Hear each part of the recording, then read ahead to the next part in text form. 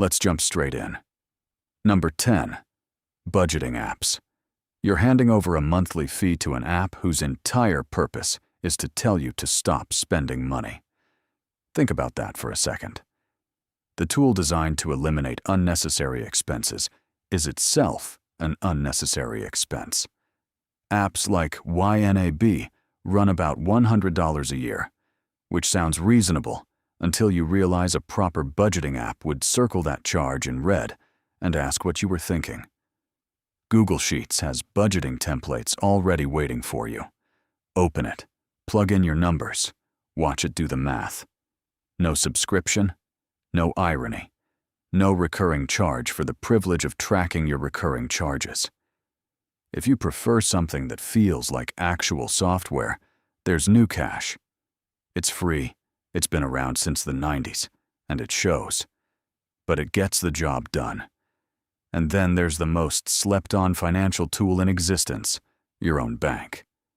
Most banks already send spending alerts, sort your transactions into categories, and hand you a complete breakdown of where your money went every single month, at no extra cost, because they already hold your money and don't need to charge you additionally to describe it back to you. If your budgeting app has a price tag, it has already broken its only promise. Number 9. Scanner apps. You are paying a monthly fee to photograph a piece of paper. That's the entire service. They are billing you to aim your own camera at a document and tap a button, something your phone does natively and for free. Microsoft Lens costs nothing. Point it at whatever you need, and it straightens the image, cleans up the edges, and spits out a PDF. Google Drive has a scanner built right in. Tap the plus icon. Scan. Done. 4 seconds. Apple Notes does the exact same thing. Tap the camera icon inside a note, and you're finished. It's been there the whole time, silently watching you pay someone else. The premium scanner apps aren't doing anything extraordinary. There's no proprietary magic happening.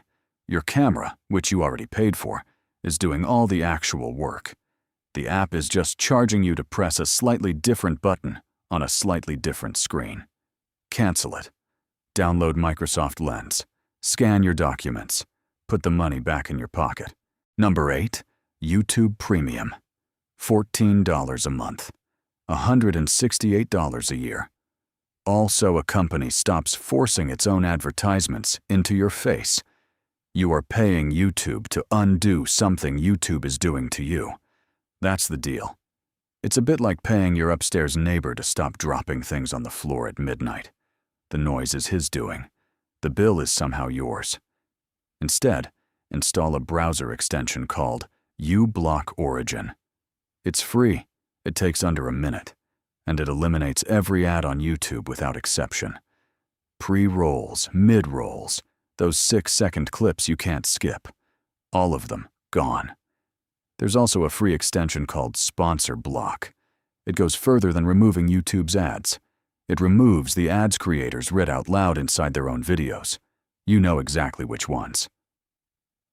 Today's video is brought to you by Sponsor Block runs on community-flagged timestamps and skips those segments automatically. Essentially, a large group of people who got tired of being sold supplements and standing desks, so they built a free tool to cut around all of it permanently. YouTube noticed. In 2023, they started displaying warnings to users running ad blockers. The people maintaining uBlock Origin pushed an update within days, and the warnings stopped appearing.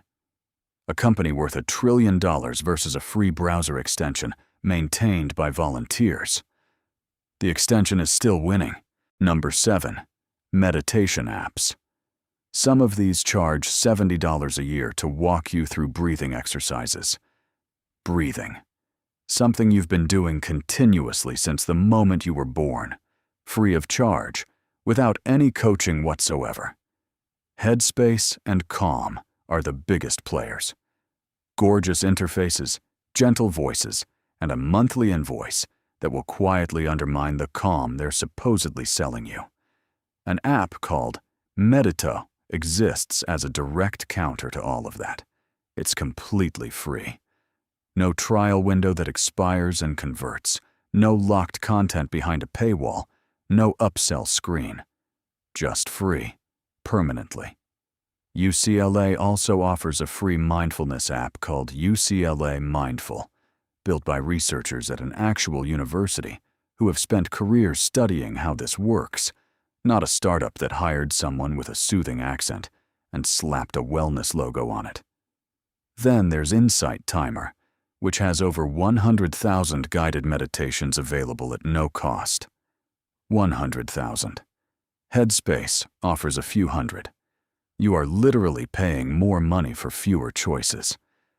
The central irony of the entire meditation app industry is that meditation teaches you to need less, to find contentment in what you already have, and these companies have turned that philosophy into a monthly subscription model.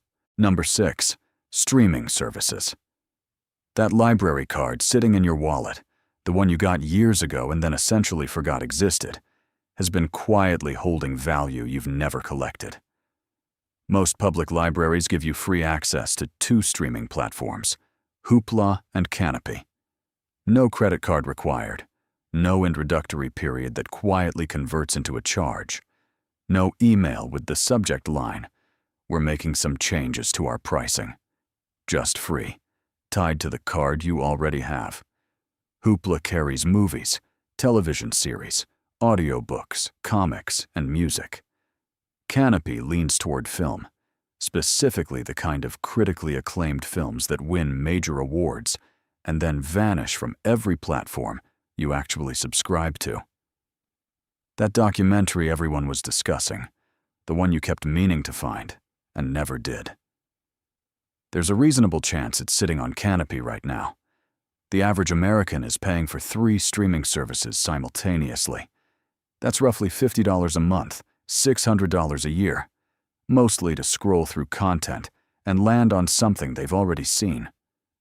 Meanwhile, Canopy carries the entire Criterion collection, films widely regarded among the finest ever made. You can watch them tonight. The only cost is remembering your library card, PIN. Number 5. Microsoft Office. Most people renew Microsoft 365 without a second thought, treating it like a utility bill, something that simply must be paid. It runs about $100 a year to type documents and build spreadsheets. Google Docs does all of it for free, in any browser, starting immediately, with no credit card and no annual renewal. It's as if you've been paying rent on a house that was already yours. Nobody told you. You just kept sending the checks. Google Sheets handles spreadsheets. Google Slides handles presentations. The entire suite costs nothing. If you'd rather keep your files off Google's servers, LibreOffice is the alternative. You install it once, it lives on your machine, works without internet, and opens Word files, Excel files, and PowerPoint files without complaint. Your colleagues receive the documents and have no idea what software created them. Your spreadsheets remain equally confusing. Your presentations still have too many slides, but at least the software isn't charging you for the opportunity to make those mistakes. Number 4. PDF editors. Adobe Acrobat charges around $20 a month to let you edit PDFs. That's $240 a year to move text around in a file format that Adobe itself invented. They designed the format, made editing it difficult without their software, and then built a business around selling you the solution. It's the equivalent of a company introducing a new type of lock and then charging a premium for the only key. Free tools exist that handle everything Acrobat does.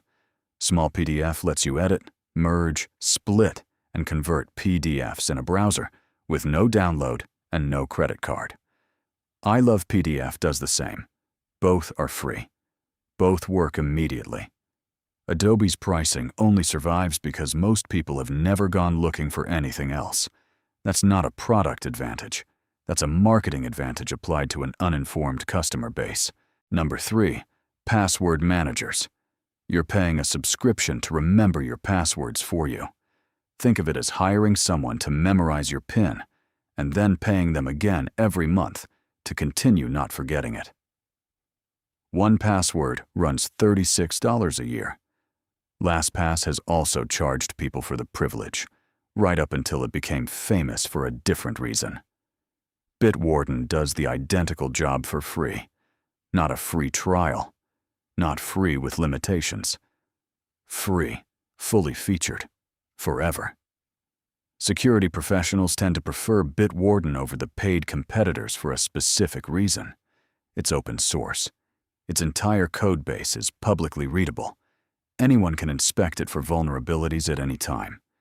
That's the opposite of the locked kitchen model the paid apps use, where you simply trust that everything behind the wall is fine. In 2022, LastPass suffered a major data breach. Encrypted password vaults belonging to millions of paying customers were taken. People paid for a service and had their most sensitive data compromised as a result. Bitwarden has never had a breach. The free option has a stronger security record than the paid ones.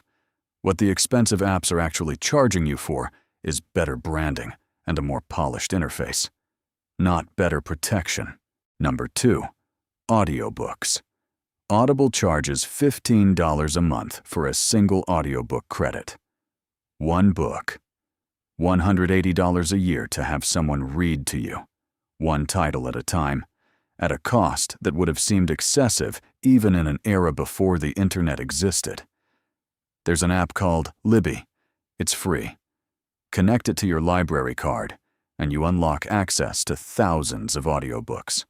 Same titles, same narrators, sometimes available the same day they release, at no cost whatsoever. The library card is also free. You can get one online in most areas without visiting in person. So the full transition from a $15 monthly subscription to something better requires approximately $0 and about 4 minutes of your time. Audible is an Amazon product. Amazon's valuation is approaching $2 trillion. Popular titles on Libby sometimes have a short wait. But most people who say they've been meaning to read a book have been meaning to read it for months already. 2 weeks is nothing. Number 1. Antivirus Software. Norton and McAfee charge around $80 a year to protect your computer from threats. $80 annually to guard a machine most people use for streaming, email, and low-stakes arguments in comment sections. Windows already ships with something called Microsoft Defender. It was already installed before you touched the computer. It has been running in the background the whole time without asking you for anything. Independent security testing organizations run rigorous comparative evaluations of antivirus software every year. These are professionals whose work is specifically to throw malware at machines and document what survives. Microsoft Defender consistently scores on par with Norton and McAfee across virtually every metric. Not close. Equal. What the $80 annual fee actually buys you is a steady stream of notification pop-ups encouraging you to upgrade to a premium version of software you're already paying for. The paid antivirus industry has been built almost entirely on a single insight. Most people don't know Defender exists. For decades, that insight has been enormously profitable. Mac users are similarly covered. Apple's built-in security layer runs silently in the background, blocking malicious software before it reaches you, with no subscription, no renewal date, and no alert designed to look like an emergency.